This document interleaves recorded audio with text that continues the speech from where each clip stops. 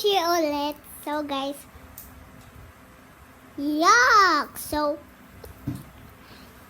sorry guys. Ano ba kasi itong vlogger na tong dumi-dumi ng ngipin?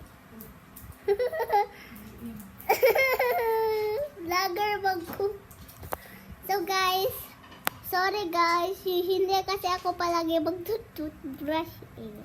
So guys, ngayon na palagi na ako mag-toothbrush guys. So ayusin ko yung ngipin ko na magtututbrush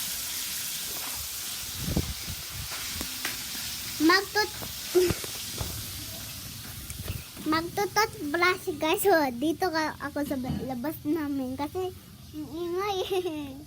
So sorry guys, yung ngipin ko pala ay yellow. Sorry naman. Nahulog ko na. Nahiya ako guys. So sorry guys, yung ano ko pala, yung ngipin ko yung ngipin ko ay yellow. So yun na yun, nagsorry lang ako sa guys, huwag nga ako ibabash. So yun na yun, bye bye mga beshi. Yay!